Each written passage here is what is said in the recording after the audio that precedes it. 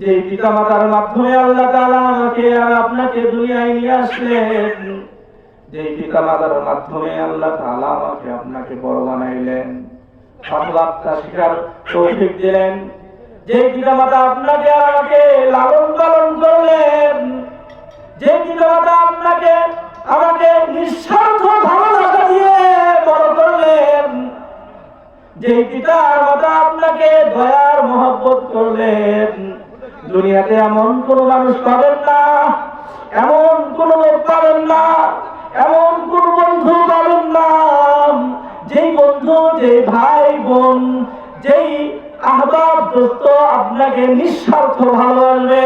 কথা বলে ঠিক না? একমাত্র নিঃস্বার্থ ভালোবাসা হলো পিতামাতার ভালোবাসা।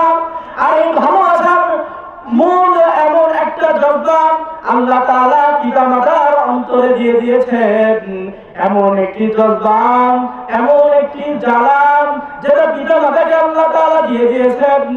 সম্মানিত দিন ও আমার ভাইয়েরা বোনেরা আমার, আপনারা জানেন যে পিতামাতা নিজেরা না খেয়ে সন্তানকে খাওয়ায় শান্তি পায়, নিজেরা না পড়ে সন্তানকে পড়ে শান্তি পায়, নিজেরা কোনো কিছু না নিয়ে সন্তানকে দিয়ে শান্তি পায়, নিজেরা এরকম ভাবে বঞ্চিত হয়ে থাকে, দূরে থাকে, আর সন্তানকে সেই জিনিসগুলো দিয়ে দেয়, প্রয়োজনীয় জিনিস দেয়, পছন্দনীয় জিনিস দেয়, যখন যা চায় সেটা দেওয়ার চেষ্টা করে। ও সম্মানী ভাইয়েরা আমার, ও বোনেরা আমার, এই জন্যই তো আল্লাহ তাআলা পিতামাতাকে এমন সম্মান দান করেছেন যে অন্য কোনো মানুষকে এমন সম্মান দান করেন নাই। নিজের ইবাদতের সাথে, নিজের গোলামিয়তের সাথে, নিজের হুকুমের সাথে পিতামাতার হুকুমকেও, পিতামাতার সাথে সব ব্যবহারকেও সম্পৃক্ত করে ফরজ করে দিয়েছেন, ওয়াজিব করে দিয়েছেন।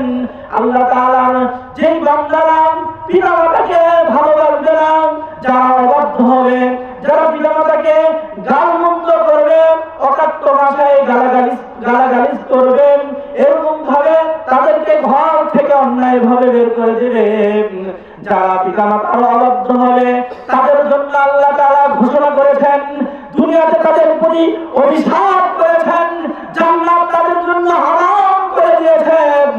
দুনিয়াতে থাকা অবস্থায় সেই ব্যক্তি লাঞ্ছিত আর অপমানিত হতে থাকবে।